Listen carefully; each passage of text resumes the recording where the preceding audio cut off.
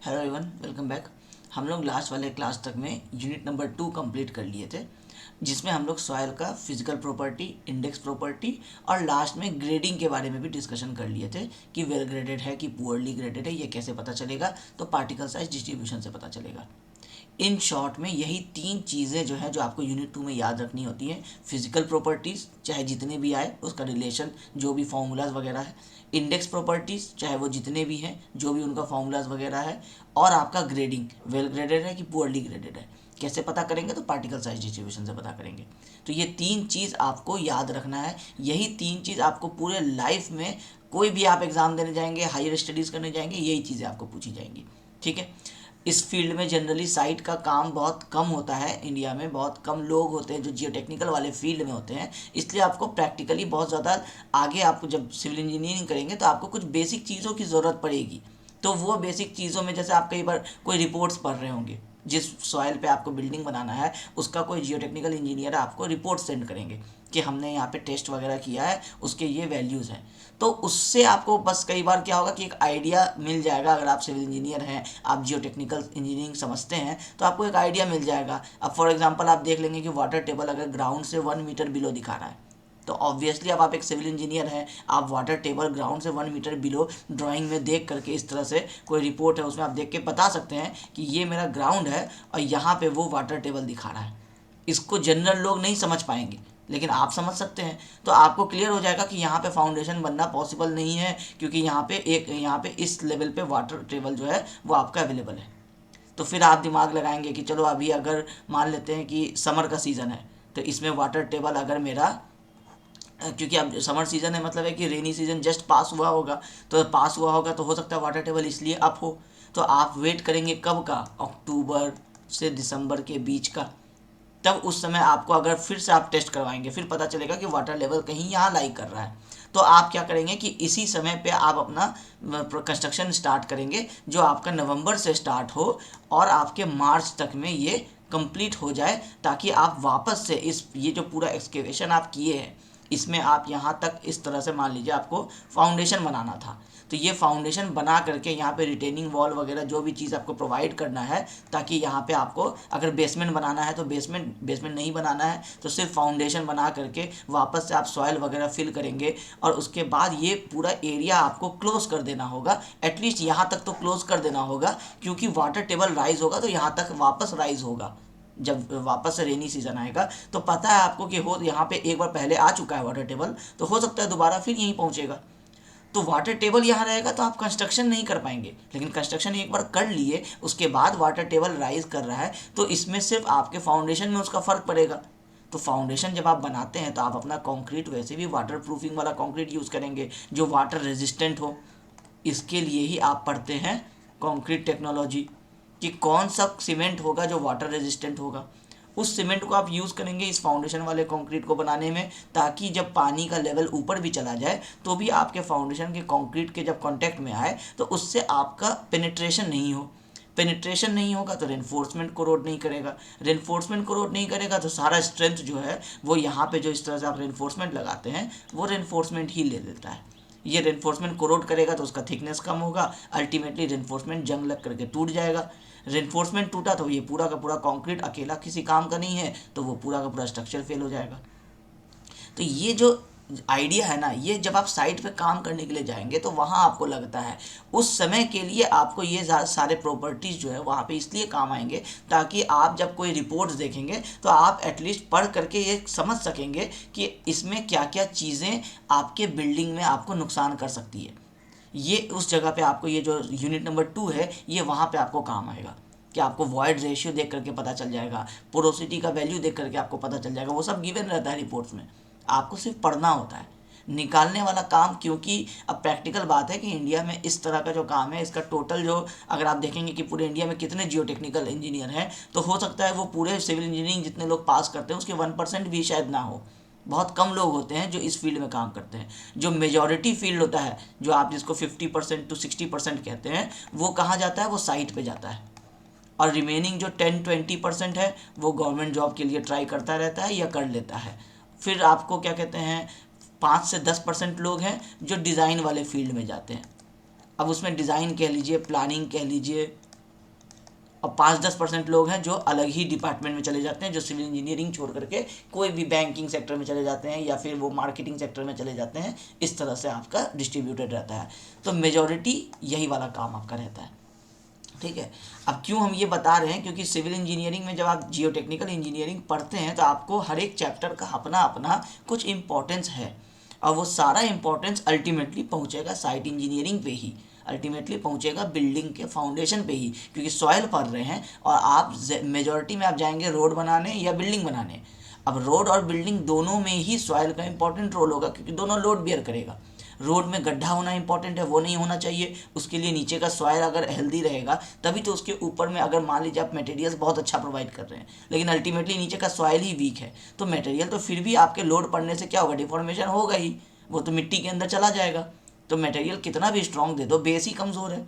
तो इसलिए आपको सॉयल वाली चीज़ें यहाँ पढ़ा रहे हैं कि मटेरियल वाली चीज़ें तो आप कंक्रीट टेक्नोलॉजी में, हाईवे इंजीनियरिंग में, इसमें आप पढ़ते ही हैं, लेकिन आपको सॉयल जो है उसके अलग अलग प्रॉपर्टीज़ हो सकते हैं, जिसमें फिजिकल प्रॉपर्टी आप जाने, इंडेक्स प्रॉपर्टी आप जाने ग्रेडिंग के बारे में, और अब आपको जानना है परमिएबिलिटी और सीपेज के बारे में, जो कि बहुत ही एक कह सकते हैं आप कि इम्पॉर्टेंट जो चीज़ें होती हैं। एक तरह से जियोटेक्निकल इंजीनियरिंग का लगभग सारा चैप्टर जो है ना वो कहीं ना कहीं से इम्पॉर्टेंट ही होता है। परमिएबिलिटी इंपॉर्टेंट होता है कॉम्पिटिटिव एग्जाम्स में सबसे ज़्यादा,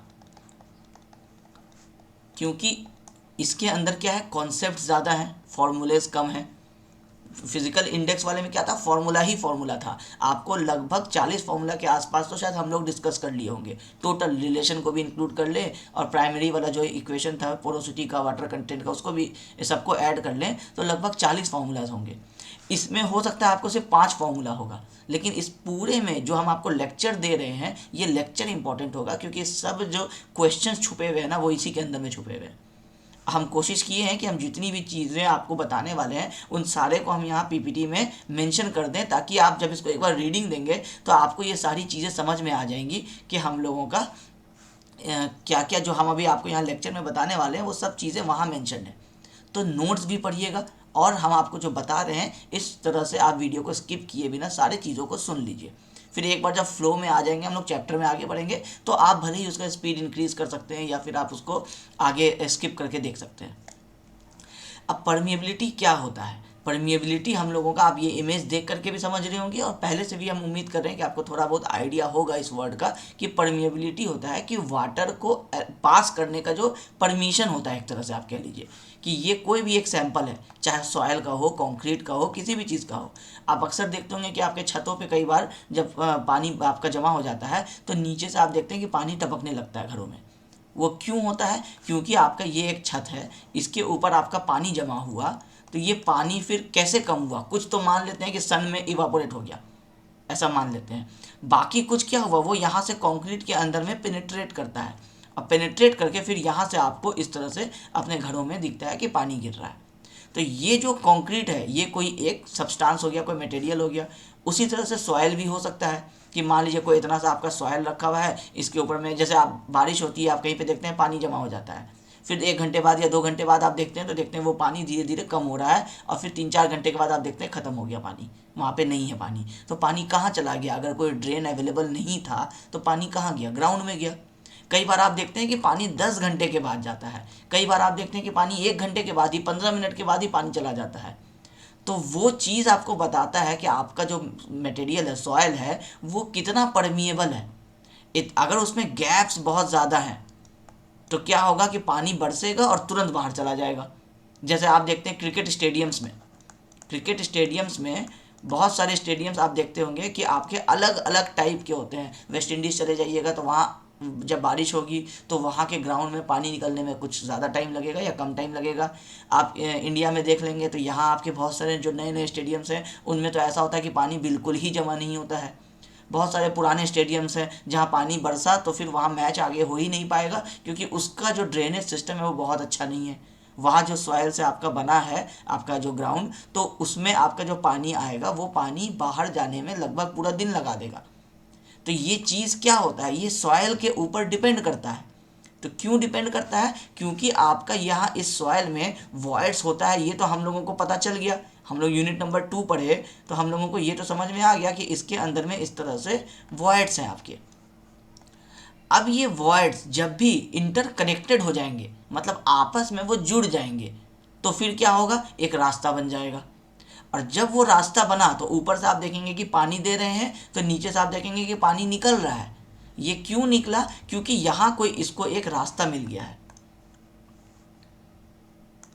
इस तरह से आपको इसको एक रास्ता मिल गया, ये इससे जुड़ गया, ये इससे जुड़ गया, ये इससे हो सकता है जुड़ के इससे जुड़ जाएगा, फिर यहाँ जुड़ेगा और यहाँ आ जाएगा।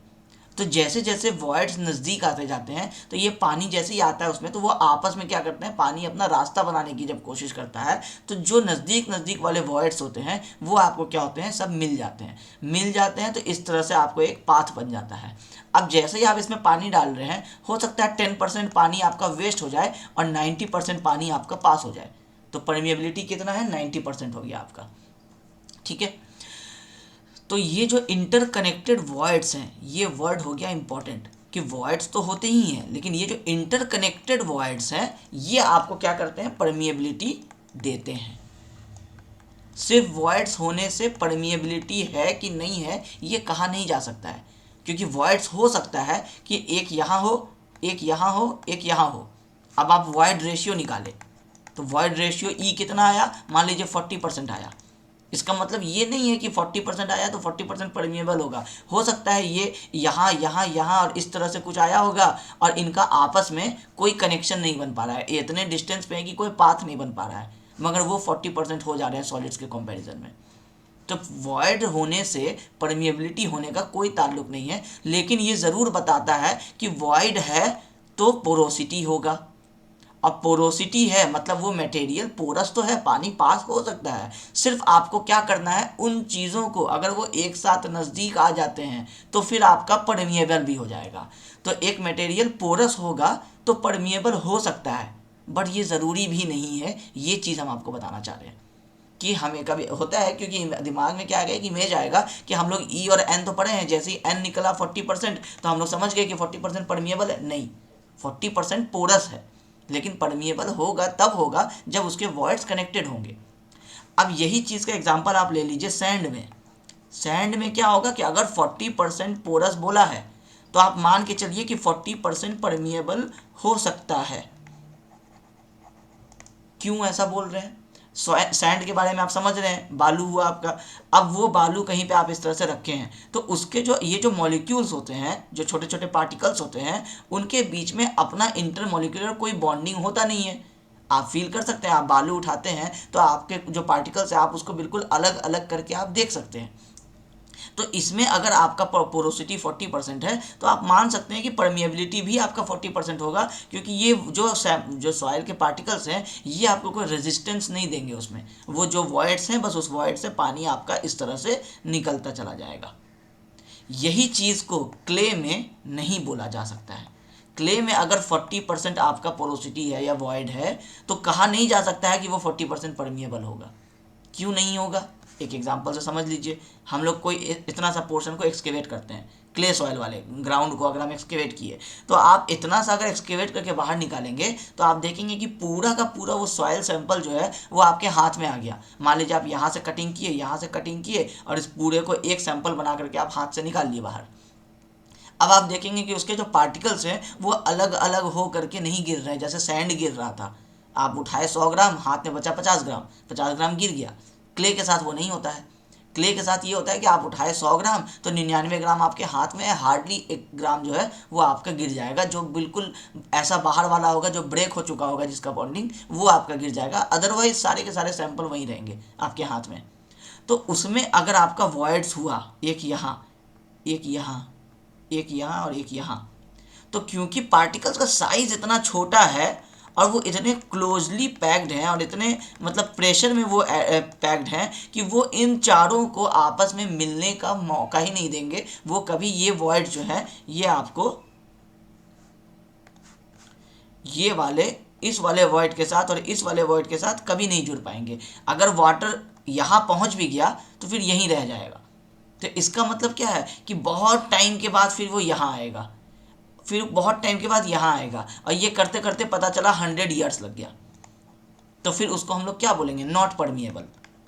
परमिएबिलिटी नहीं होने का मतलब कभी ऐसा नहीं होगा कि पानी अगर 1 kg किसी जगह पे कंटेनर में भर के रखे हैं तो 100 साल बाद भी 1 kg ही मिलेगा, सॉरी 1 लीटर ही मिलेगा, ऐसा ज़रूरी नहीं है। पर नॉट परमिएबल का मतलब ये होता है कि इतने टाइम के बाद वो वाटर ज़ीरो होगा कि उसको हम लोग परमिएबल मानेंगे ही नहीं, वो नॉट परमिएबल ही कंसिडर होगा। तो कभी भी आप, जब हम इस चैप्टर में आगे बढ़ेंगे तो कभी भी परमिएबिलिटी नहीं है, परमिएबल नहीं है, उसका मतलब ये नहीं होगा कि आप किसी कंटेनर में इस तरह से, जैसे सॉइल के केस में परमिएबिलिटी की बात कब होती है, जिसमें से वाटर ट्रांसफ़र हो सकता है, तो वो या तो वो कंक्रीट हो सकता है या तो वो सॉइल हो सकता है। तो आप फिलहाल पढ़ रहे हैं सॉइल के बारे में, तो अभी आपका फोकस रहेगा सिर्फ सॉइल पे। तो अगर ये सॉइल है और इसमें अगर आप कुछ इतना सा पानी भर दिए, और आप जैसे ये पानी भरे 1 लीटर, तो आप अगर 1 साल के बाद आए, 1 ईयर के बाद, और ये 1 लीटर अगर हाफ लीटर है, तो ये आप कहेंगे कि थोड़ा सा परमिएबल है। हो सकता है कि ये आप 10 साल के बाद आए और फिर भी आप देखेंगे कि ये 1 लीटर के बदले ये 900 ml हुआ है, तो आप इसको कहेंगे नॉट परमिएबल। 100 ml का परमिएबिलिटी हुआ है, मगर वो कहलाएगा क्या, नॉट परमिएबल। ठीक है, तो ये चीज़ क्लियर होना चाहिए। जियोटेक्निकल इंजीनियरिंग में ये बहुत बड़ा डाउट रह जाता है कि नॉट परमिएबल का मतलब है कि जितना पानी है उतना ही पानी रहेगा, ऐसा नहीं है। पानी इतना स्लो ट्रांसफ़र होगा कि हम लोग उसको कंसिडर ही नहीं करेंगे। ठीक है, ये हो गया परमिएबिलिटी का सारा इंट्रोडक्शन। अब आप लोग को सिलेबस में क्या पढ़ना है, तो सिलेबस में आपको पढ़ना है ये 3.1 डेफिनेशन पढ़ना है, 3.2 डार्सीज लॉ, जो डार्सी ने लॉ बताया परमिएबिलिटी के बारे में, फैक्टर्स, ये बहुत ही इंपॉर्टेंट होगा, ये लेंदी भी होगा, और इससे जुड़ा हुआ आपको फिर क्वेश्चन भी एग्जाम में बहुत आता है, ऑब्जेक्टिव में भी आएगा और सब्जेक्टिव में भी ये क्वेश्चन पूछने के परमिएबिलिटी से चांसेस होते हैं। 10 आवर का आपका ये पूरा यूनिट है, इसका मतलब है कि अगर हम कह सकते हैं कि ये अप्रॉक्सीमेटली 10 मार्क्स के आसपास का वेटेज भी होगा आपके सिलेबस में। तो जब 10 मार्क्स का वेटेज होगा तो आप एक 6 और एक 4 का अगर आप क्वेश्चन मान के चलते हैं तो 6 मार्क्स में फैक्टर्स अफेक्टिंग परमिएबिलिटी पूछने के पूरे चांसेस हो सकते हैं, क्योंकि ये लेंदी है, इतना बड़ा ये है कि 6 मार्क्स में पूछा जाए। 4 मार्क्स में पूछने के चांसेस थोड़े कम हैं, लेकिन हो सकता है कि 4 में भी पूछ ले, तो भी आपको एक्सप्लेन तो उतना ही करना पड़ेगा। तो ये थ्योरी इंपॉर्टेंट बन जाता है, भले इसके साथ कोई एक दूसरा छोटा सा न्यूमेरिकल भी दे दे, लेकिन ये थ्योरी बहुत इंपॉर्टेंट है, ये समझ में भी आना पड़ेगा। है बहुत इजी, लेंदी है, और इसमें थोड़ा थोड़ा सा फॉर्मूला इंसर्ट करके क्या किया है, कॉन्सेप्चुअल बना दिया है। तो हम जब आपको एक्सप्लेन करेंगे तो हम उम्मीद करेंगे कि आपको ये समझ में आ जाएगा। अगर ये चीज़ नहीं समझ में आता है तो आप ज़रूर कांटेक्ट कीजिएगा, और दोबारा इसको चाहे तो आप फ़ोन पे समझ लीजिए, चाहे व्हाट्सएप पे समझ लीजिए, जैसे भी आप समझ लीजिए, लेकिन इस चीज़ को ज़रूर समझिए। अगर आप इन चीज़ों को नहीं समझ पाएंगे, ये पूरे परमिएबिलिटी में जो ऑब्जेक्टिव क्वेश्चंस एमसीक्यू आएंगे वो वहीं पे घुमाता रहेगा, क्योंकि डेफिनेशन में से एमसीक्यू नहीं पूछेगा, डार्सीज लॉज में से वो एमसीक्यू नहीं पूछ पाएगा, वो पूछेगा ही फैक्टर्स अफेक्टिंग परमिएबिलिटी में से, और कॉम्पिटिटिव एग्जाम में भी आपको ये प्रॉब्लम क्रिएट करेगा। इसीलिए आज जब यहाँ पढ़ रहे हैं तो सारी चीज़ों को यहीं क्लियर कर लेना है। ठीक है, ये जो 4 आपके जो ये पार्ट हैं, ये पार्ट हैं परमिएबिलिटी के पार्ट, और परमिएबिलिटी से ही जुड़ा हुआ होता है आपका सीपेज, जिसके ये 2 पार्ट्स हैं। और सीपेज जब पढ़ते हैं तो सीपेज को कैसे दर्शाते हैं, तो फ्लो नेट से दर्शाते हैं, तो फिर फ्लो नेट पढ़ेंगे। तो फ्लो नेट जब बताएंगे तो फ्लो नेट में इक्विपोटेंशियल लाइन, फ्लो लाइन, ये सब क्या होता है ये बताएंगे। तो ये सारी चीज़ें जो है ये अल्टीमेटली किससे जुड़ेंगी, सीपेज से जाकर के जुड़ेंगी। तो इस यूनिट को हम लोग पढ़ेंगे 2 पार्ट में। पहला पार्ट पूरा परमिएबिलिटी के बारे में होगा, ये हम लोग कांस्टेंट हेड परमिएबिलिटी टेस्ट और फॉलिंग हेड परमिएबिलिटी टेस्ट, ये दोनों हम लोग पढ़ेंगे। उसके सिंपल न्यूमेरिकल्स हैं, वैसे भी परमिएबिलिटी के न्यूमेरिकल सिंपल ही होते हैं। ठीक है, तो इसमें बहुत लेंदी कोई न्यूमेरिकल नहीं होता, 2 लाइन एक फॉर्मूला लगाना है और उसको आप जितना देर में एक्सप्लेन कर लीजिए, चाहे आप 2 लाइन में एक्सप्लेन कीजिए, चाहे 4 लाइन में एक्सप्लेन कीजिए। ठीक है, बस मेन आपको फॉर्मूला याद रखना होगा। टोटल 5 फॉर्मूले से ज़्यादा हमको नहीं लगता है कि इसमें आपको मिलेगा, तो इसलिए कोई बहुत डिफ़िकल्ट ये यूनिट है नहीं, बस मेरे बातों को ध्यान से सुनते रहना है। ठीक है, अब हम लोग स्टार्ट करते हैं। ये जो जितना भी चीज़ हम आपको बताए हैं वो सारी चीज़ें यहाँ कहीं ना कहीं आपको लिखी भी मिल जाएंगे। जल्दी जल्दी रीडिंग देंगे इस बार हम लोग, क्योंकि अब आप जब इसको पढ़ेंगे तो आप लेक्चर अगर देख चुके हैं तो आपको ये सारी चीज़ें आसानी से समझ में आ जाएंगी। रीडिंग देने में ज़्यादा टाइम नहीं वेस्ट करेंगे, इंट्रोडक्शन वाला पार्ट है। A soil mass is compose of small solid particles which we call the soil grains. Soil में सॉयल ग्रेन्स होता है सॉयल मास में। These soil grains when depositing in a soil mass arranges themselves in a way that some amount of empty space is left between them, जिसको हम लोग void बोलते हैं। जब ये पार्टिकल्स जब एक सॉयल मास में होते हैं, जब ये सेटल करके आपस में जब इंटरमॉलिक्यूलर बॉन्डिंग बनाते हैं तो उनके बीच में कुछ इस तरह से ऐसा आपका वॉइड्स रह जाता है जो अवॉइडेबल नहीं है। वो जब सॉयल पार्टिकल सेटल करेंगे तो वो तो बिल्कुल अपने शेप के हिसाब से सेटल करेंगे ना, कोई एंगुलर है तो उस तरह से सेटल करेगा, कोई राउंड है तो वो अपने शेप के हिसाब से जहाँ पे गैप मिलेगा उस तरह से सेटल करेगा। तो इसलिए यहाँ पे कुछ आ जाएंगे जिनको हम कहेंगे गैप्स, गैप्स को कहेंगे हम लोग वॉइड्स। ठीक है, we call these empty spaces voids. These voids or pores are interconnected and form a highly complex network of irregular tube like structure. ये जो voids होते हैं ये इंटरकनेक्टेड होते हैं और इंटरकनेक्टेड होकर के बिल्कुल कॉम्प्लेक्स स्ट्रक्चर बनाएंगे। ऐसा नहीं कि डायरेक्टली आपको यहाँ से यहाँ कोई ऐसा ड्रेन मिल जाएगा सॉइल के अंदर में, ये यहाँ से हो सकता है इसमें, फिर इसमें, फिर इसमें, फिर इस तरह से ऐसे करके ये बाहर आएंगे। तो कुछ कुल मिला करके वो कुछ इस तरह से कोई एक पाथ फॉलो करके आपको बाहर आ जाएंगे आपके सॉइल सैंपल से। जो अगर पानी आप डालेंगे तो पानी इस तरह से कुछ बाहर आ जाएगा। अब ये जो आपका इंटरकनेक्टेड जो ये जो है इंटरकनेक्टेड, ये इंटरकनेक्टेड डिपेंड करेगा आपके सॉइल के ऊपर में, सॉइल के टाइप के ऊपर में, जो हम पढ़े क्ले, सिल्ट, सैंड, ग्रेवल, इनके ऊपर में ये डिपेंड करेगा। ये हो गया एक जनरल इंट्रोडक्शन कि इस तरह से सॉइल में होगा। अब जैसे जैसे आप आगे बढ़ेंगे तो आप देखेंगे कि किस टाइप के सॉइल में कितना होता है, वो चीज़ें अब आगे धीरे धीरे आपकी आती रहेंगी। अब आप इस डायग्राम को देखिए, ये जो ब्लू लाइन आप देख रहे हैं ये वाटर के पासेज का आपको पाथ दिखा रहा है।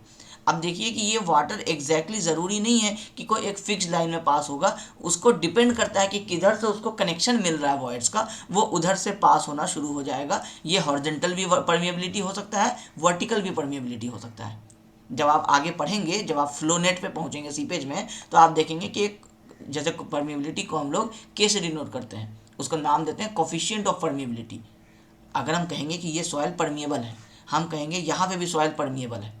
अगर मान लेते हैं ये दोनों दो टाइप का सॉइल है, ये एक टाइप का, ये दो टाइप का है, हम कहेंगे ये भी परमिएबल है और ये भी परमिएबल है। फिर हम कहेंगे कि ये इससे थोड़ा ज़्यादा परमिएबल है। तो वही चीज़ है कि थोड़ा ज़्यादा वाला कोई डेफिनेशन सिविल इंजीनियरिंग में होता नहीं है, उसको हम लोग डायरेक्टली क्या दे देते हैं, कोफिशिएंट दे देते हैं कि एक कोफिशिएंट यूज़ कर लो, उसके हिसाब से बता दो। हम लोग मैथमेटिक्स के स्टूडेंट है, समझ जाएंगे क्या होता है। आप इसको कह दिए कि ये 1 × 10⁻⁻2 है और ये 1 × 10⁻³ है। आप एक वैल्यू बता दिए, इसका मतलब क्या है, ये 1/100 और ये 1/1000।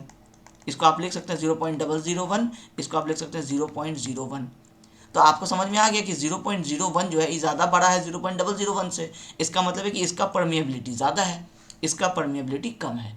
तो ये जो न्यूमेरिकल वैल्यू देख करके हम लोगों को समझ में आ गया, ये कहलाता है कोफिशिएंट ऑफ परमिएबिलिटी, और इसको हम लोग डिनोट करते हैं के से। ठीक है, तो पूरे इस परमिएबिलिटी वाले चैप्टर में हम लोग इस के की जब बात करेंगे तो वो कोफिशिएंट ऑफ परमिएबिलिटी की बात होगी। तो जब आप फ्लोनेट पढ़ेंगे तो फ्लोनेट में आप देखेंगे कि एक हॉरिजॉन्टल परमिएबिलिटी की भी बात होगी KH, और एक वर्टिकल परमिएबिलिटी की भी बात होगी KV। फिर आप देखेंगे जब इक्विवेलेंट परमिएबिलिटी पूछा जाएगा तो वो हो जाएगा √KH × KV। इन सब का डेरिवेशन होता है जो फिलहाल आपको भी नहीं करना होगा आपके सिलेबस में, आपको बस डायरेक्टली याद कर लेना होगा ये सारी चीज़ों को। ठीक है, तो ये चीज़ तो समझ में आ रहा है कि परमिएबिलिटी ऐसा भी हो सकता है, परमिएबिलिटी ऐसा भी हो सकता है। तो अगर हमको इक्विवेलेंट चाहिए कि एक जनरल टर्म में बताइए कि सॉइल का परमिएबिलिटी क्या है, तो वो हम लोगों का हो जाएगा हॉरिजॉन्टल × वर्टिकल का √, करके। तो इससे ये चीज़ समझ में आता है कि परमिएबिलिटी दो चीज हो सकते हैं, एक KH हो सकता है, एक KV हो सकता है।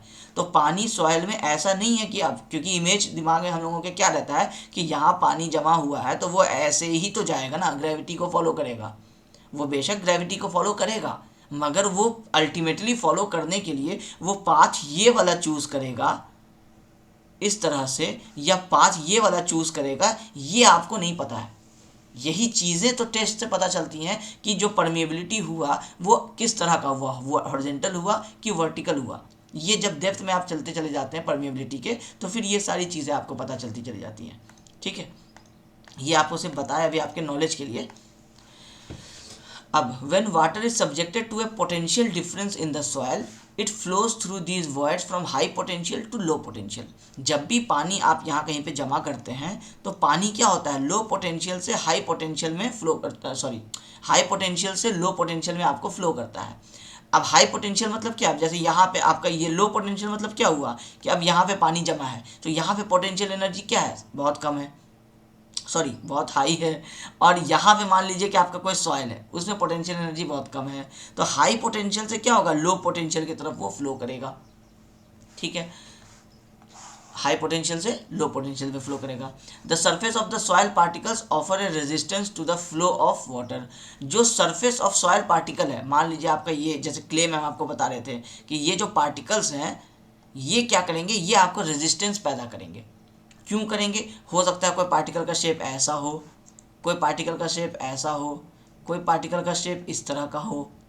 तो ये अपने शेप के हिसाब से जब वाटर जब इस पाथ से जा रहा है तो ऑब्वियसली वो पार्टिकल से कांटेक्ट बनाते हुए जा रहा है ना, तो हो सकता है कि पार्टिकल्स जो हैं ये कुछ यहाँ पे पानी को स्टोर करने लग जाएं, फिर उसके बाद जो बचा वो इस तरह से बाहर आने लगेगा। तो अल्टीमेटली जो आना था t=10 सेकेंड में, वो आया t=30 सेकेंड में। तो ये 20 सेकेंड क्या हुआ, रेजिस्टेंस हुआ, डिले हुआ। कौन किया, सॉइल पार्टिकल्स किया। ठीक है, the more irregular and narrower the voids greater is the resistance. जो हम आपको समझाए कि जितना इरेगुलर होगा वॉइड और जितना नैरो होगा, जितना पतला होगा, उतना आपको क्या होगा, रेजिस्टेंस ज़्यादा होगा। क्योंकि नैरो होगा तो सॉइल के पार्टिकल से कांटेक्ट ज़्यादा मिलेगा। मान लीजिए ये इतना ही सा रास्ता है और यहाँ पे पूरा इस तरह से सॉइल का पार्टिकल्स है, तो सबके कांटेक्ट में होता हो जाएगा। अगर कुछ यहाँ पे ऐसा करके उस पाथ मिलेगा, इस तरह से आपको कोई पाथ मिलेगा, तो सॉयल ग्रेन्स यहाँ पे जो है इनसे तो पानी कांटेक्ट बनाता हुआ जाएगा, इनसे कांटेक्ट नहीं बनाएगा। तो जितना वाइडर आपको गैप होगा उतना कम रेजिस्टेंस होगा, जितना क्लोजर गैप होगा उतना ज़्यादा रेजिस्टेंस होगा। ग्रेवल में बहुत कम रेजिस्टेंस होगा क्योंकि उसके वॉइड्स बड़े बड़े होंगे। क्ले में सबसे ज़्यादा रेजिस्टेंस होगा, उसके वॉइड्स छोटे छोटे होंगे। ठीक है, the more irregular and narrower the voids, greater is the resistance posed to the water flowing, while more open the voids, greater is the ease with which water flows through soil. जितना बड़ा gap होगा उतना आसानी होगा पानी को flow करने में। ठीक है, अब हम आपको परमिएबिलिटी डिफाइन कर चुके हैं अभी तक में। अब आप इसको पढ़िए और देखिए वही चीज़ लिखा हुआ है कि किस तरह से आपका जो बुक का लैंग्वेज होता है वो किस तरह से लिखा हुआ रहता है। आसान भाषा में हम आपको परमिएबिलिटी समझा दिए थे। Permeability is defined as the property of a porous material which permits the passage or seepage of water through its interconnecting voids. Permeability क्या है, किसी पोरस मटेरियल का वो प्रॉपर्टी है जो परमिशन देता है पानी को फ्लो करने के लिए थ्रू इंटरकनेक्टेड वॉइड्स। तो क्या बताए थे कि वॉइड्स है तो ज़रूरी नहीं है कि वो परमिएबल होगा, नॉट इक्वल टू परमिएबल। लेकिन वॉइड्स है इसका मतलब है कि चांसेस हो सकते हैं कि अगर ये वॉइड्स इंटरकनेक्टेड हो जाए तो परमिएबल हो जाएगा। तो यही वॉइड्स अगर आपका ग्रेवल में है तो वॉइड्स का मतलब परमिएबिलिटी आप कह सकते हैं एक तरह से। लेकिन यही वाला वॉइड्स अगर आपका क्ले में है तो ये ज़रूरी नहीं है ये बात, क्योंकि रेजिस्टेंस बहुत ज़्यादा हो जाएगा। तो इसलिए कहा नहीं जा सकता है कि परमिएबिलिटी उसमें है कि नहीं है या कितना है। ठीक है, उम्मीद करते हैं कि ये वाला जो चीज़ हम आपको समझाए थे ये पूरा इस डेफिनेशन से और मेरे बताने से आपको क्लियर हो रहा होगा। Gravel particles are larger the soil grains. मतलब ऑब्वियसली ग्रेवल पार्टिकल्स क्या है, लार्ज होते हैं। अब जितना लार्जर सॉइल ग्रेन होगा larger will be the volume of voids. Voids भी ऑब्वियसली उतना बड़ा होगा। एक एग्रीगेट ये है, एक ग्रेवल ये है, दूसरा ग्रेवल ये है, तीसरा ये है, चौथा ये है, फिर कुछ इस तरह से है। तो जितने बड़े बड़े 80 mm से लेकर के 4.75 mm तक का ग्रेवल होता है, तो जितना बड़ा पार्टिकल साइज होगा उतना ही बड़ा बड़ा आपको क्या होगा, वॉइड्स मिलेगा। Better will be the connectivity of those pores, उतना ही उस वॉइड्स का कनेक्टिविटी अच्छा होगा। अब इसके ऊपर आप एक दूसरा एग्रीगेट ला के रखिए, वो कुछ ऐसे करके एडजस्ट होगा। अब आप देखिए कि यहाँ से यहाँ आपको रास्ता तो डायरेक्टली बना हुआ दिख रहा है ना, अगर ये यहाँ कांटेक्ट में भी आ जाएगा तो ये नॉर्मल तो कांटेक्ट में रहेगा, जैसे ये इसके साथ कांटेक्ट में है। लेकिन वाटर के लिए ये कांटेक्ट नहीं रहता है, क्योंकि वाटर फिर भी इसके गैप से निकल सकता है। आप कई बार कोई दो सब्सटेंस को, आप जैसे आपका दो फ़ोन है, आप दोनों फ़ोन को आपस में टच करके रख दीजिए एक दूसरे के ऊपर रख करके, आप फिर भी उसके बीच से पानी पास हो सकता है। क्यों? क्योंकि वो दोनों कांटेक्ट में तो हैं, लेकिन ऐसा थोड़ी है कि वो इम्परमिएबल हो गए। पानी उनके बीच से पास हो सकता है क्योंकि पानी को बहुत कम गैप चाहिए होता है पास होने के लिए। तो आपको जो लग रहा है कि वो इम्परमिएबल बना दिए हैं, वो एक्चुअली वाटर के लिए क्या होता है, परमिएबल ही रहता है। तो इसलिए अगर ये ग्रेन्स कांटेक्ट में भी आ गए इस तरह से, तो क्योंकि इतने प्रेशर से कनेक्टेड नहीं है, इसलिए पानी फिर भी इनके बीच में से पास हो सकता है। तो ग्रेवल में पार्टिकल साइज बड़े होंगे तो वॉइड्स बड़ा होगा तो परमिएबिलिटी भी बड़ा होगा, ऐसे समझ लीजिए कि परमिएबिलिटी भी ज़्यादा होगा, ठीक है। Consequently, large amount of water may flow through them easily, और higher will be the flow of water, and that we say higher is the permeability of soil. तो इसलिए सबसे ज़्यादा आपको याद रख लेना है ग्रेवल में होगा परमिएबिलिटी, सबसे कम क्ले में होगा, ठीक है।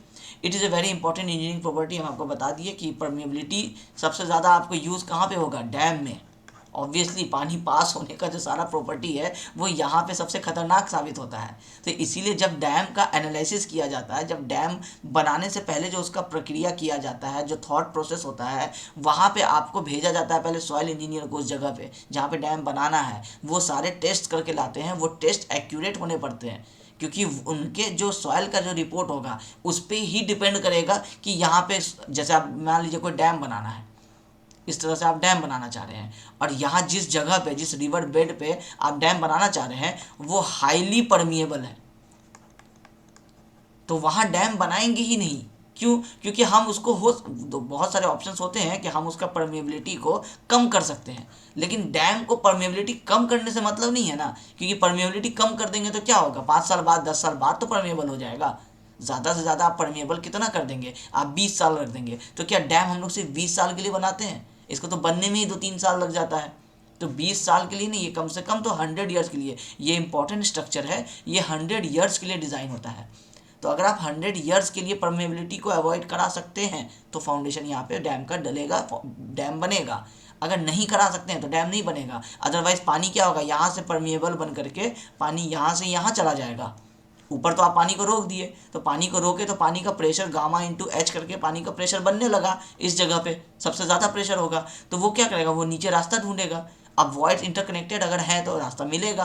अब आप मान लीजिए यहाँ पे कोई एक ऐसे स्टील का आप एक प्लेट दे दिए ताकि पानी पास नहीं हो सके, इसको हम लोग बोलते हैं शीट पाइल। मान लीजिए आप स्टील का प्लेट यहाँ दे दिए और यहाँ भी दे दिए, दोनों एजेस पे, तो पानी क्या होगा, यहाँ से लेकर के यहाँ नहीं जाएगा, पानी यहाँ से नीचे आएगा और फिर यहाँ से रास्ता बना लेगा। यही चीज़ हम लोग पढ़ते हैं सीपेज में। तो परमिएबिलिटी के साथ साथ सीपेज इसलिए पढ़ाया जाता है क्योंकि वो यहीं पे काम सबसे ज़्यादा आता है। तो एज ए सिविल इंजीनियर आपको एक तो नॉलेज होना चाहिए, दूसरा एज ए स्टूडेंट आपको एग्जाम्स में, खास करके जब आप आगे जाएंगे कभी पढ़ने के लिए कॉम्पिटिटिव एग्जाम्स के लिए, एसएससी जेई बीटीएससी जेई के लिए, वहाँ आपको सबसे ज़्यादा क्वेश्चन देखेंगे सॉइल मैकेनिक्स में। वेटेज का अगर आप बात करेंगे चैप्टर का, तो एक इंपॉर्टेंट चैप्टर परमिएबिलिटी हो जाता है, ठीक है। तो हम आपको ये बता ही दिए कि ग्रेवल्स क्या होगा, हाईली परमिएबल हो जाएगा, और क्ले क्या हो जाएगा, वो भी क्ले में क्या, स्टिफ क्ले, जो बहुत हार्ड क्ले होते हैं वो क्या होगा, सबसे लीस्ट परमिएबल होगा। जो सॉफ्ट क्ले होगा वो क्या होगा, थोड़ा सा इससे ज़्यादा परमिएबल होगा। तो अगर ऑप्शन में अगर कभी भी दिया था ग्रेवल, सैंड, सिल्स, क्ले, तो क्ले सबसे लीस्ट परमिएबल है। क्ले में भी अगर बोलता है कि कौन सबसे लीस्ट परमिएबल है, तो सॉफ्ट क्ले या हार्ड क्ले, तो हार्ड क्ले, हार्ड को स्टिफ बोलते हैं। ये सारा इमेज से आप देख करके समझ सकते होंगे कि पानी किस तरह से यहाँ फ्लो कर सकता है, और यहाँ देखिए कि किस तरह से पानी को ज़्यादा टाइम लगेगा। तो जितने आपके पार्टिकल के साइज़ छोटे होते चले जाएंगे उतना ही पानी को ज़्यादा टाइम लगेगा फ्लो होकर के आने में। तो ग्रेवल जहाँ पे होगा वहाँ पे परमिएबिलिटी ज़्यादा होगा, ज़्यादा सेंटीमीटर वाटर पर सेकेंड में निकलेगा। यहाँ पानी डाले, 5 सेकेंड के बाद पानी निकल गया। हाइट कितना था, मान लीजिए 10 सेंटीमीटर, तो पर सेकेंड में कितना निकला, तो 2 सेंटीमीटर पर सेकेंड। 5 सेकेंड में पानी निकल गया तो 2 सेंटीमीटर पर सेकेंड के हिसाब से पानी चला ना। तो ये जो फ्लो का जो रेट है ये परमिएबिलिटी कहलाता है। यहाँ पे क्या होगा, मान लीजिए इसका हाइट भी है वही 10 सेंटीमीटर, पानी निकला 10 मिनट के बाद, तो आप क्या बोलेंगे कि 1 मिनट में 1 सेंटीमीटर है, उस हिसाब से आप 1 सेंटीमीटर को 60 से डिवाइड कर दीजिए, तो पर सेकेंड में आपका उतना सेंटीमीटर हो जाएगा, 1/60 सेंटीमीटर पर सेकेंड में, तो बहुत कम हो गया। तो ये डिपेंड करता है कि आपके सॉइल के पार्टिकल्स कैसे हैं। तो सीधा सीधी ग्रेवल, सिल्ट, इस तरह से डिपेंड करता है वो। अब आती है बात कि ये सारा तो हो गया थ्योरी, जो अब तक हम लोग पढ़े कि परमिएबिलिटी होता है, परमिएबिलिटी ऐसा होता है, वैसा होता है। अब ये परमिएबिलिटी को टेक्निकली जब हम आपको बताया कि इसको कुछ न्यूमेरिकली हम लोग वैल्यू प्रोवाइड करते हैं कि ये भी परमिएबल है, वो भी परमिएबल है, तो कौन कितना परमिएबल है, तो उसके लिए एक साइंटिस्ट थे हेनरी डार्सी। इन्होंने एक लॉ बताया जो कहलाता है डार्सीज लॉ, जो हम लोग पढ़ते हैं कि Q = KIA। ये हम लोगों को एक तरह से आप समझिए कि अगर एग्जाम में कभी पूछता है व्हाट इज डार्सी लॉ, तो आपको ये पूरा थ्योरी जो आपके स्क्रीन पर लिखा हुआ है, आपको ये पूरा थ्योरी बता देना है। और साथ साथ आपको ये भी बता देना है कि डार्सी लॉ का एजम्पशन क्या था। हो सकता है वो ऐसा भी पूछेगा कि explain Darcy law and assumptions of Darcy law. तो डार्सी लॉ एक्सप्लेन करने का मतलब है कि इसको एक्सप्लेन करना है, एजम्पशन को एक्सप्लेन करने का मतलब है कि इसको आपको ये पॉइंट्स आपको सारे लिख देने हैं। अब हम शॉर्ट में लिखे हैं तो आपको क्या करना है, इलेबोरेट करके लिख देना है, ठीक है। अब क्या होता है डार्सीज लॉ? डार्सीज लॉ होता है कि जो साइंटिस्ट डार्सी थे उन्होंने कहा कि जो हम लोगों का डिस्चार्ज निकल के आता है परमेबिलिटी के वजह से, जो हम डिस्चार्ज निकालना चाहेंगे कि कोई सॉइल में अगर परमेबिलिटी हुआ है तो कितना डिस्चार्ज ऑफ वाटर अगर हम निकालना चाहेंगे तो वो डायरेक्टली प्रोपोर्शनल होता है हाइड्रोलिक ग्रेडियंट के, आई के। मतलब आई जैसे जैसे वेरी करेगा वैसे वैसे आपका डिस्चार्ज वेरी करेगा, और आई ही हर सॉइल में वेरी करता है। सारे सॉइल का एरिया सेम रहेगा, के का वैल्यू तो जो जिस सॉइल के लिए है वो सेम रहेगा, जो वेरी करेगा वो आई करेगा। और आई क्या होता है? आई होता है हाइड्रोलिक ग्रेडियंट। अब क्या होता है हाइड्रोलिक ग्रेडियंट, ये समझ में आना पड़ेगा। तो हम अब आप पहले इसका फॉर्मूला देख लीजिए, उससे क्लियर हो जाएगा। हाइड्रोलिक ग्रेडियंट होता है हेड लॉस डिवाइडेड बाई जो पाथ होता है, जो ड्रेनेज पाथ होता है। अब क्या होता है, इसको पहले लॉजिक से समझ लीजिए, फॉर्मूला अपने आप समझ में फिर आने लग जाएगा। मान लीजिए कि आप यहाँ पे एक डैम बना रहे हैं, ठीक है। ये डैम का फाउंडेशन है, इसमें आप वाटर स्टोर किए इधर, और यहाँ पे टेल वाटर थोड़ा सा आपको मिला इधर। तो ये जो पानी का आप एक बैरियर लगा दिए जिसके वजह से वाटर का लेवल चेंज हो गया। तो वाटर का लेवल चेंज हुआ तो अगर ये बैरियर हटा दिया जाए तो पानी कैसे फ्लो करेगा? पानी इस हायर वाले पॉइंट से इस लोअर वाले पॉइंट तक आपको फ्लो करेगा। ये इतना हाइट का डिफरेंस आ गया ना, ये कहलाता है हम लोगों का हेड। अब ये इतना हेड का क्या हो गया? लॉस हो गया। पानी होना यहाँ तक था लेकिन आप बैरियर लगा के पानी को यहाँ कर दिए, तो ये बन गया मेरा हेड लॉस, कि इतना हेड आपका लॉस हो गया किसी एक बैरियर की वजह से। अब चाहे वो सॉयल हो, कंक्रीट हो, कोई भी चीज़ हो। डैम का एक एग्जांपल देके हम आपको समझाना चाह रहे हैं कि हाइड्रोलिक ग्रेडियंट किसको बोलते हैं। ग्रेडियंट मतलब आपको समझ में आ गया कि इस स्लोप की बात होती है, इसको हम लोग ग्रेडियंट बोलते हैं। इस वर्ड को आप समझ रहे हैं। अब हाइड्रोलिक ग्रेडियंट मतलब पानी के से रिलेटेड हम लोग इस तरह के स्लोप की बात करने जा रहे हैं। तो इसका जो फॉर्मूला आपको, जो आई का जो फॉर्मूला है वो एक तो ये एच एल आपको समझ में आ गया कि ये हेड लॉस किसको बोले। अब अगर मान लीजिए कि ये बैरियर लगा हुआ है तो पानी क्या करेगा? फ्लो करना चाहेगा। अब फ्लो करने के लिए यहाँ से अगर उसको रास्ता नहीं मिलेगा तो पानी कुछ यहाँ से रास्ता निकालेगा, जो कि हम लोगों के इस चैप्टर में परमेबिलिटी हम लोग पढ़ रहे हैं, वो यही चीज़ हम लोग पढ़ रहे हैं कि पानी या तो इधर से जाएगा, या तो पानी इधर से जाएगा, या तो पानी हम लोगों का ऐसे जाएगा। क्योंकि वो एग्जैक्टली एक ही रास्ते से थोड़ी जाएगा, वो बहुत सारे रास्ते बनाने की कोशिश करेगा। तो ये जो रास्ता बनाने की कोशिश करेगा तो कोई एक रास्ता इसमें से ऐसा होगा जो बिल्कुल ओपन हो जाएगा और पानी सारा उसी में से निकलना शुरू करेगा। पानी सीप करेगा तो बहुत जगहों से सीप करेगा, लेकिन किसके वॉइड्स कनेक्ट हो जाएंगे? तो मान लीजिए इस वाले के वॉइड्स आपके कनेक्ट हो गए। अब यहाँ से आपको क्या हो गया? एक ड्रेन बन गया, एक रास्ता बन गया। अब सारा पानी यहाँ से इस तरह से फ्लो होकर के जा रहा है। तो यहाँ से ले करके ये वाला जो टोटल डिस्टेंस हुआ ये क्या हो गया? एल हो गया। आपका वो फ्लो हो गया, जो टोटल लेंथ है, पाथ हो गया। तो अगर हम बोले कि हाइड्रोलिक ग्रेडियंट बताओ इस वाले सिचुएशन में, तो आप कहेंगे कि head loss divided by length of flow path. कितना हाइट वर्टिकल वर्सेस हॉरिजॉन्टल में कितना डिस्टेंस जा रहा है, तो यही वर्टिकल बाय हॉरिजॉन्टल है, इसी को हम कहते हैं हाइड्रोलिक ग्रेडियंट। तो यहाँ से ये चीज़ क्लियर हो गया होगा कि आई क्या होता है? H L by L. अब ये डिस्चार्ज जो है ये हाइड्रोलिक ग्रेडियंट पे डिपेंड कर रहा है। इसका मतलब है कि डायरेक्टली इसके ऊपर डिपेंड कर रहा है और इनडायरेक्टली इसके ऊपर डिपेंड कर रहा है। जितना ज़्यादा लेंथ रखेंगे उतना कम हाइड्रोलिक ग्रेडियंट मिलेगा, तो उतना कम डिस्चार्ज होगा, मतलब उतना कम पानी निकलेगा परमेबिलिटी से। अच्छा है हम लोगों के लिए। जितना ज़्यादा हेड लॉस होगा उतना ज़्यादा हाइड्रोलिक ग्रेडियंट मिलेगा। अब पानी सडनली यहाँ पे एक डैम बना दिया मैं ऐसे, अब पानी यहाँ था और यहाँ से पानी मेरा यहाँ आ रहा है, ये था 10 मीटर और ये बन गया 10 सेंटीमीटर, तो हाइड्रोलिक ग्रेडियंट बहुत ज़्यादा हो गया। यहाँ मान लीजिए 5 मीटर था, यहाँ मान लीजिए 2 मीटर है, तो यहाँ सिर्फ 3 मीटर का बना। तो जितना ज़्यादा आपका हेड लॉस होगा उतना ज़्यादा ग्रेडियंट होगा, उतना ज़्यादा डिस्चार्ज होगा, क्योंकि Q is directly proportional to I which is directly proportional to HL/L। अब आप देख लीजिए न्यूमरेटर और डिनोमिनेटर वाला कॉन्सेप्ट है। जितना बड़ा डिनोमिनेटर होगा उतना कम, उतना अच्छा होगा। जितना छोटा लेंथ आपका होगा उतना जल्दी पानी आपका पास हो जाएगा, तो उतना ज़्यादा आपको डिस्चार्ज मिलेगा। जितना ज़्यादा हेड लॉस होगा उतना ज़्यादा डिस्चार्ज, जितना कम हेड लॉस होगा उतना कम पानी ट्रांसफ़र होने का उसमें टेंडेंसी आएगा। अब एक जगह पे 5 मीटर है पानी और एक जगह पे 4.5 मीटर है पानी, तो सिर्फ 0.5 का ही डिफरेंस है, तो पानी बहुत स्लोली यहाँ से यहाँ तक जाने की कोशिश करेगा। तो हेड लॉस कम मिला है तो प्रेशर कम मिला है, जो आप फ्लूइड मैकेनिक्स में भी पढ़ते हैं कि जितना आपका हेड लॉस होता है उसी हिसाब से आपका प्रेशर हेड, वेलोसिटी हेड आगे भी आएगा, हम इसी चैप्टर में आगे भी डिस्कस करेंगे उस चीज़ को। तो उससे आप समझ सकते हैं, अगर आप फ्लूइड मैकेनिक्स पहले पढ़ लिए हैं तो वहाँ से आपको समझ में आ सकता है। नहीं भी पढ़े हैं तो छोड़ दीजिए, अभी बस इतना समझिए ये न्यूमरेटर है, डिनोमिनेटर है। न्यूमरेटर आपका ज़्यादा है तो आपका हेड लॉस ज़्यादा होगा, ग्रेडियंट ज़्यादा होगा, ग्रेडियंट ज़्यादा होगा तो डिस्चार्ज ज़्यादा होगा। ठीक है, यही कहता है हम लोगों का डार्सीज लॉ। अब आप इसको एक एक करके पहले रीडिंग दीजिए। Henry Darcy, hydraulic engineer, his law is a foundation stone for several field of study. Obviously Darcy's law, क्योंकि ये नाम एसबीटी में पूछ सकता है ऑब्जेक्टिव में, क्योंकि अब वो तो ऐसी ऐसी चीज़ें पूछता है। आरसीसी में पूछ लेता है कि स्टील को किस वाले कोड से हम लोग डिज़ाइन करते हैं। मतलब आप अभी तो खैर थर्ड सेमेस्टर में है, एक ऑब्वियस चीज़ होता है, जैसे आपको पूछ लेगा कि कंक्रीट में, अगर आप थर्ड सेम के तो बाकी कंक्रीट टेक्नोलॉजी पढ़ ही रहे होंगे ना, तो कंक्रीट में आपको जैसे पूछ लेगा कि सबसे ज़्यादा जो होता है वॉल्यूम वो किसका होता है।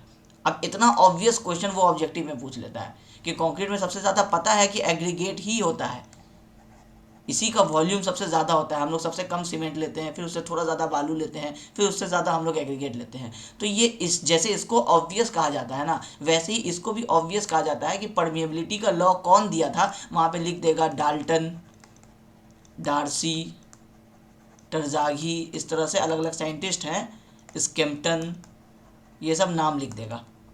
अब ये सारे साइंटिस्ट का नाम है, इन सब ने कुछ ना कुछ लॉ बताया है जियोटेक्निकल इंजीनियरिंग में। बस क्या है कि जो डार्सी लॉ है वो परमिएबिलिटी से रिलेटेड है, तो इसलिए ये चीज़ पूछ सकता है, इसलिए हम यहाँ पे मेंशन कर दिए हैं कि ये लॉ जो है परमिएबिलिटी का वो Q इजिकल टू KIA, ये कौन दिया है, तो ये साइंटिस्ट हेनरी डार्सी ने दिया है। ठीक है, Darcy who demonstrated experimentally that for laminar flow, अब लैमिनार फ्लो क्या होता है बता देंगे। Laminar flow conditions in a saturated soil the rate of flow, जिसको हम लोग डिस्चार्ज भी बोलते हैं, discharge per unit time is proportional to the hydraulic gradient. बस वही चीज़ जो हम आपको समझाए, Q is directly proportional to I। तो आपको भी यही चीज़ यहाँ पे लिखा हुआ है कि डार्सी ने जो टेस्ट किया एक्सपेरिमेंटली, उससे ये निकल के आया कि अगर लैमिनार फ्लो है और सैचुरेटेड कंडीशन में है, ऑब्वियसली सैचुरेटेड होगा, पानी ऊपर दोनों तरफ से पानी ही है किसी भी एक डैम के, तो इधर भी पानी है इधर भी पानी है, तो ऑब्वियसली वो सॉइल जो होगा वो सैचुरेटेड ही हो जाएगा। इसी की ही तो बात हो रही है ना, अभी फिलहाल डैम के एग्जांपल में तो इसी की बात हो रही है, तो इसलिए सैचुरेटेड रहेगा। तो लेमिनार होगा और सैचुरेटेड होगा तो डिस्चार्ज जो होगा वो हाइड्रोलिक ग्रेडियंट के प्रोपोर्शनल होगा। ठीक है, ये फॉर्मूला आ गया Q इजकल टू KIA। अब ये formula directly Q equal to KIA ऐसे रटने की ज़रूरत नहीं है, इसका लॉजिक हम आपको समझा देते हैं कि ये क्या आया। डार्सी ने जब टेस्ट किया तो उसने देखा कि वेलोसिटी जो होता है, जो पानी फ्लो कर रहा है परमिएबिलिटी से, उसका वेलोसिटी अगर हम निकालते हैं तो वो होता है directly proportional to V equal to I, hydraulic gradient होता है। जो वेलोसिटी है वो डायरेक्टली प्रोपोर्शनल है हाइड्रोलिक ग्रेडियंट के। ठीक है, अब उसने हाइड्रोलिक डायरेक्टली प्रोपोर्शनल का साइन हटाया तो V क्या बन गया, KI लगा दिया उसने, मतलब V directly proportional to I था तो उसने डायरेक्टली प्रोपोर्शनल की जगह पे K लगा दिया, K को उसने बोला कोफिशिएंट ऑफ परमिएबिलिटी। ठीक है, अब V इजकल टू KI हम लोगों को मिल गया। अब डिस्चार्ज का जो फॉर्मूला होता है वो एरिया इंटू वेलोसिटी होता है। अब इसमें क्या हुआ, वेलोसिटी का रख दिए KI और एरिया मल्टीप्लाई कर दिए तो Q इजिकल टू KIA, यहाँ से ये वाला फॉर्मूला बना। आगे वाले पेजेस में आपको ये वाला डेरिवेशन भी दिखाए हुए हैं, यहाँ पे हम आपको समझा दिए कि इसको डायरेक्टली रटना नहीं है, इसको बस याद रखना है Q equal to V into A, velocity into area. ठीक है, अब वेलोसिटी क्या है, तो वेलोसिटी के लिए उसने जो टेस्ट किया था वो velocity directly proportional to I आया था, इसलिए अल्टीमेटली वो कहता है कि डिस्चार्ज भी क्या होगा, I के ही प्रोपोर्शनल होगा। और ऑब्वियसली K का वैल्यू फिक्स है, A का वैल्यू फिक्स रहता है, तो I ही तो वेरी कर सकता है ना, जो वेरिएबल है वो इसी के ऊपर डिपेंडेंट होगा। वेरिएबल कम होगा तो डिस्चार्ज भी कम, वेरिएबल ज़्यादा तो डिस्चार्ज भी ज़्यादा। ठीक है, तो ये था हम लोगों का डार्सीज लॉ। अब इसमें Q क्या है, discharge per unit time, K क्या है, डार्सीज कोफिशिएंट ऑफ परमिएबिलिटी, जिसको हम लोग कोफिशिएंट ऑफ परमिएबिलिटी ही कहते हैं डायरेक्टली। ठीक है, डार्सी वाला ही है जो हम लोग आगे यूज़ करेंगे पूरा। I बता दिया हाइड्रोलिक ग्रेडियंट, A क्या है, total cross sectional area of soil mass perpendicular to the direction of flow. यहाँ से पानी फ्लो कर रहा है तो ये वाला क्रॉस सेक्शन की बात हो रही है, इसको सामने से देखिएगा तो ये कुछ ऐसा दिखाई देगा, यहाँ से पानी जो है आपका फ्लो होके जा रहा है। ठीक है, अब ये क्या है, validity of Darcy's law when flow is laminar. Darcy's law सिर्फ और सिर्फ तब वैलिड होगा जब फ्लो लेमिनार होगा। अगर फ्लूइड मैकेनिक्स नहीं पढ़े हैं या अगर अभी तक आपको लेमिनार और टर्बुलेंट फ्लो क्या होता है ये नहीं समझ में आया है, छोटा सा एग्जांपल समझा देते हैं, समझ में आ जाएगा। हम लोग कई बार अपने बाथरूम में टेप्स जो होते हैं पानी वाले उसको ऑन करते हैं, जब हम उसको ऑन करते हैं और बिल्कुल उस टेप के नज़दीक अगर हम अपना हाथ ले जाएंगे या अगर जग ले जाएंगे तो आप देखेंगे कि उससे जो पानी निकल रहा है, अगर वो पानी टेप से निकल करके डायरेक्टली अगर आपके जग में जो हिट करता है जिस जगह पे, अगर आप उसको बहुत नज़दीक रखेंगे तो आप देखेंगे कि बिल्कुल वाटर का जो फ्लो है वो आपको एक ट्रांसपेरेंट दिखाई देगा और पूरा एक लाइन में दिखाई देगा। आप उसके पार्टिकल्स अलग अलग करके नहीं देख पाएंगे, आपको बिल्कुल ट्रांसपेरेंट लगेगा कि पानी फ्लो ही नहीं हो रहा है, इस तरह से लगेगा। उस फ्लो को कहते हैं लैमिनार फ्लो। और जब आप वो जग हटा देंगे और आपका अगर वो 2 फीट या 3 फीट के हाइट पे अगर आपका वो टेप है, तो आप जब उसको ऑन करेंगे स्पीड में तो आप देखेंगे कि पानी थोड़ा दूर तक तो फ्लो में आया लेमिनार के जैसा, उसके बाद पानी का जो वाटर के जो ड्रॉपलेट्स है वो अलग अलग हो गए और नीचे जो पानी गिर रहा है वो बिल्कुल फैल करके गिर रहा है, किसी एक फिक्स डायरेक्शन में नहीं जा रहा है, वो इधर उधर करके गिर रहा है। उसको हम लोग कहते हैं टर्बुलेंट फ्लो। तो इसका कहना है डार्सी का कि ये वाला जो हम फॉर्मूला दे रहे हैं KIA, ये तभी वैलिड रहेगा जब फ्लो जो होगा वो लेमिनार होगा। तो जनरली जो क्या होता है कि जब भी हम लोग इस तरह से डैम वाले स्ट्रक्चर्स की बात करते हैं तो क्योंकि यहाँ पे ये पानी बहुत ज़्यादा है, यहाँ पे ये पानी है और यहाँ से जो ये फ्लो करके जा रहा है, तो क्योंकि ये बहुत धीरे धीरे जाएगा तो जितना धीरे धीरे जाएगा उतना ये लेमिनार ही होता चला जाता है, लेमिनार के जैसा ही जाता है। ऐसा नहीं है कि ये टर्बुलेंट कब होगा, जब यहाँ से बाहर आएगा। जब बाहर आएगा तो बहुत प्रेशर में आएगा, तो प्रेशर में आएगा तो आपको दिखता ही होगा कि कभी अगर डैम फेलियर हो जाता है या अगर आप देखते हैं कि यहाँ पे जो डैम के गेट्स ओपन किए जाते हैं, तो जब गेट्स ओपन किए जाते हैं तो अब आप देखते होंगे कि लेमिनार नहीं निकलता है, फिर टर्बुलेंट निकलता है क्योंकि बहुत फोर्स से निकल रहा है। लेकिन सैंड के अंदर से, सॉइल के अंदर से होकर के जब वो जाएगा या किसी मीडियम के अंदर से होकर के, कंक्रीट छत पे आप पानी जमा कर दिए, कंक्रीट से जो पानी गिरते जो नीचे गिरेगा तो वो आपको फोर्स के साथ इसलिए नहीं गिरता है क्योंकि वो अपने आप लेमिनार हो जाता है। वो एक एक करके पहले जमा होता है एक वॉइड्स में पूरा पानी, फिर वो दूसरे वॉइड से कनेक्ट होता है। इन सब में क्या होता है, टाइम लगता है, चाहे 1 सेकंड लगे, 10 सेकंड लगे, 20 सेकंड लगे, और इस तरह से जब पानी निकलता है तो वो क्या होता है, लेमिनार हो जाता है। तो ये डार्सी का जो वैलिडिटी है डार्सीज लॉ का, वो तभी है जब फ्लो लेमिनार हो। तो यही जो दो चीज़ हम आपको बताएं, लेमिनार फ्लो, सैचुरेटेड सॉइल, यही सारे क्या है, एजम्पशंस होते हैं। मतलब जब कोई साइंटिस्ट कोई फॉर्मूला देते हैं तो कुछ चीज़ों को वो बता देते हैं कि देखो इन चीज़ों को अवॉइड करो, इनको अगर इनको भी सोचोगे तो फिर ये फॉर्मूला वैलिड नहीं होगा। तो उसको हम लोग कहते हैं एजम्पशंस, कि कुछ चीज़ें हैं जो उन्होंने कह दिया कि ये चीज़ हटा दी, जैसे सॉइल इज सैचुरेटेड। अब ये एक एजम्पशन उन्होंने बता दिया कि ये वाला जो फॉर्मूला है ये तभी वैलिड होगा जब सॉइल सैचुरेटेड होगा। अगर सॉइल सैचुरेटेड नहीं है, सॉइल ड्राई है और आप चाह रहे हैं कि आपका परमिएबिलिटी का फॉर्मूला यही वाला फॉर्मूला लगा दें, तो डार्सीज का कहना है कि ये वैलिड नहीं होगा, मेरा वाला फॉर्मूला उस जगह पे यूज़ नहीं कर सकते हैं। सारे टेस्ट के कुछ ना कुछ लिमिटेशंस है, फिर उसके लिए दूसरा कॉन्सेप्ट आएगा। ठीक है, फ्लो इज़ लेमिनार, ये कह रहा है कि टर्बुलेंट में मेरे वाले फॉर्मूला को आप नहीं लगा सकते हैं। Flow is steady and continuous, तो कंटिन्यूस तो चलो हो जाएगा क्योंकि जब भी कोई वाटर, जैसे आप मान लीजिए आप डैम है तो डैम में क्या है, पानी एक तरफ भरा ही हुआ है, तो इसमें जो पानी फ्लो होगा वो आपका क्या होगा कि कंटिन्यूसली फ्लो होता रहेगा। स्टेडी, स्टेडी का मतलब क्या है कि ये वाला एक पॉइंट है, इससे जो पानी क्रॉस कर रहा है तो उसका जो वेलोसिटी है, उसका जो आपका एक वेलोसिटी हो गया, दूसरा प्रॉपर्टी आपका क्या हो गया इसका वाटर का, अभी फ़िलहाल आप प्रेशर, वेलोसिटी, प्रेशर, ये सारी चीज़ें जो वाटर की प्रॉपर्टीज़ हैं वो इस पॉइंट से जब क्रॉस कर रहा है तो जितना भी पानी क्रॉस करेगा सबका प्रॉपर्टी यहाँ पे सेम रहेगा, उसको हम लोग कहते हैं स्टेडी फ्लो। और जब कुछ डिस्टेंस तक सेम रहेगा तो वो हो जाएगा यूनिफॉर्म फ्लो। ये सब चीज़ हम लोग फ्लूइड मैकेनिक्स में पढ़ते हैं।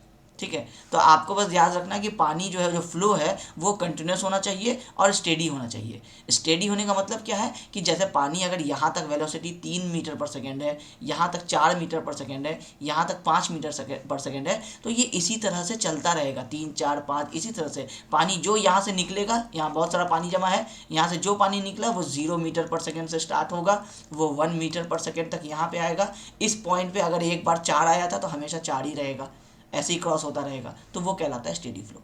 ठीक है, और temperature at A time of testing, ये शायद छूट गया है पूरा, यहाँ पे होना चाहिए temperature at A time of testing is constant. मतलब है कि वो जो टेस्ट कर रहा है उस समय का जो एक आइडियल टेम्परेचर है वो उसी समय पे वैलिड रहेगा। अब ये नहीं कि एक गर्मी में किए, एक जाड़ा में किए और के का वैल्यू सेम बोल दिए, क्योंकि वो टेम्परेचर चेंज होगा। तो आप जैसे आज टेस्ट कर रहे हैं तो आज जैसे जो भी डेट है उसमें जो आप वैल्यू निकाले हैं तो वही वाला वैल्यू उस दिन के लिए या उस 1-2 दिन के लिए वैलिड रहेगा, उस टेम्परेचर के लिए वो वैलिड रहेगा। और जैसे ही टेम्परेचर चेंज होगा, जैसे दिन में निकाल रहे हैं रात में कुछ और है, तो फिर उस समय की कहानी कुछ और होगी, फिर रात का निकाला जाएगा। तो वैसे करके है। ऐसा नहीं है कि परमिएबिलिटी एक बार निकाल दिए तो आप पूरे लाइफ के लिए आपका परमिएबिलिटी निकल गया, नहीं। आगे जब आप फैक्टर्स पढ़ेंगे तो आपको समझ में आएगा कि परमिएबिलिटी बहुत सारी चीज़ों पे वेरी करता है। उसमें से एक आपका टेम्परेचर भी रहता है कि टेम्परेचर कितना रहेगा, कैसा रहेगा, विंटर में क्या होगा, समर में क्या होगा, वो सारी चीज़ें अभी हम लोग आगे पढ़ेंगे। ठीक है, तो ये था हम लोगों का डार्सीज लॉ। और डार्सीज लॉ में ये चीज़ आपको एग्जाम में एक इससे रिलेटेड क्वेश्चन आ सकता है 4 मार्क्स में, क्योंकि वो आपको क्या करेगा कि आपको पूछ देगा, for example coefficient of permeability पूछ देगा। अब आपको डायरेक्टली डिस्चार्ज नहीं देगा, डिस्चार्ज के लिए भी आपको कोई दूसरा चीज़ बता देगा, जो इससे रिलेटेड वैल्यू होगा वो बता देगा कि जैसे इतना वॉल्यूम ऑफ वाटर पर सेकेंड फ्लो हो रहा है, इस तरह से लिख देगा, वो पता चल जाएगा आपको कि क्यू है। एरिया आपको बता देगा कि कोई एक सॉइल सैंपल है जिसका लेंथ इतना है, विड्थ इतना है, इस तरह से करके तो आप एरिया निकाल लेंगे। और आपको बता देगा कि पानी का जो लेवल है वो एक तरफ अपस्ट्रीम में इतना है, डाउनस्ट्रीम में इतना है, तो आप हेड लॉस निकाल देंगे। लेंथ ऑफ ड्रेनेज पाथ बता देगा। यहाँ पे हम एल का यूज़ नहीं किए हैं क्योंकि हम आई से हाइड्रोलिक ग्रेडियंट बताए हैं। I is equal to H L by L होता है। एच एल हो गया हेड लॉस, हम नोट्स में अपडेट कर देंगे इसको, और एल हो गया आपका लेंथ ऑफ ड्रेनेज पाथ या फ्लो पाथ, कि जिधर से पानी फ्लो करेगा। तो इसका जो आपका लेंथ होगा वो क्वेश्चन में बता देगा। आपको बस क्या करना है, सबको यहाँ फॉर्मूला में पुट करना है और आपका आंसर आ जाएगा। ठीक है, सिंपल न्यूमेरिकल्स परमिएबिलिटी से यही सारे आपको हो सकते हैं। तो एक तो इस वाले फॉर्मूला से रिलेटेड न्यूमेरिकल हो जाएगा। ये लेमिनार फ्लो और टर्बुलेंट फ्लो जो हम आपको समझा रहे थे वो यहाँ पे हम इमेज से आपको बता दिए हैं। Flow of water through soil में आइदर बी लेमिनार फ्लो या फिर turbulent flow. Each fluid particles travel along a definite path which never crosses the path of any other particle। आप टेप ऑन किए, यहाँ से जो पानी निकला, अब बिल्कुल पानी आपको इस तरह से निकला हुआ दिख रहा है, इसमें से जो पार्टिकल यहाँ आ रहा था वो यहीं गिरेगा, जो यहाँ आ रहा था वो यहीं गिरेगा, जो यहाँ आ रहा था वो यहीं गिरेगा, कोई किसी के पाथ को क्रॉस नहीं करेगा। तो इस फ्लो को क्या कहते हैं, लेमिनार फ्लो। और अगर कोई पार्टिकल कोई इधर से कोई उधर हो गया, कोई इसके साथ उधर चला गया, आपस में कांटेक्ट हो गया और स्प्रेड होकर के निकल रहा है, तो कुछ ऐसे निकल रहा है, तो वो क्या हो गया, वो टर्बुलेंट फ्लो हो गया। Paths are irregular and twisting and crossing at random directions. ठीक है, तो ये हो गया हम लोगों का लेमिनार और टर्बुलेंट का जो डिफरेंस होता है, जो हम अभी आपको एजम्पशन में बता रहे थे। अब परमेबिलिटी क्यों इंपॉर्टेंट है, छोटा सा थ्योरेटिकल टॉपिक है, रीडिंग दे दीजिए, समझ में आ जाएगा। Calculation of uplift pressure under hydraulic structure and their safety against piping. Piping किसको बोले, जो हम आपको अभी एक डायग्राम बनाए थे कि ये डैम है, इसके नीचे से अगर पानी जाएगा तो यहाँ से अगर एक ऐसा रास्ता बन गया, इस पूरे रास्ते की मिट्टी अगर बाहर निकल गई तो ये एक तरह से पाइप बन गया, ड्रेन बन गया, तो इसको कहते हैं हम लोग पाइपिंग फेलियर। तो ये पाइपिंग फेलियर का जो कैलकुलेशन करेंगे हम लोग, वहाँ पे चेक करेंगे, तो वहाँ पे हम लोगों को ये काम आएगा आपको परमिएबिलिटी का वैल्यू के का। अपलिफ्ट प्रेशर, जैसे ये पानी अगर यहाँ से जा रहा है, या पानी मान लीजिए यहाँ पे एक डैम आप बना रहे हैं, तो डैम में नीचे की तरफ से भी आपको अपलिफ्ट प्रेशर लगता है कई बार। तो अपलिफ्ट प्रेशर भी हम लोगों को चेक करके रखना पड़ेगा कि ऐसा ना हो कि नीचे से जो प्रेशर लग रहा है वो आपका ज़्यादा हो जाए। तो वो चीज़ वो सारे आगे आएगा आपके सिलेबस में। अगर सिलेबस में हो सकता है अपलिफ्ट प्रेशर आपका नहीं आएगा, आपको पाइपिंग का थ्योरी लास्ट में आएगा, और अपलिफ्ट प्रेशर का कैलकुलेशन आपको नहीं आएगा, वो आएगा आपको इरिगेशन इंजीनियरिंग में, जब आप डैम का एनालिसिस पढ़ेंगे आपके 5th सेमेस्टर में। वाटर रिसोर्स इंजीनियरिंग जो सब्जेक्ट होगा वहाँ पर आपको अपलिफ्ट प्रेशर के बारे में बताया जाएगा।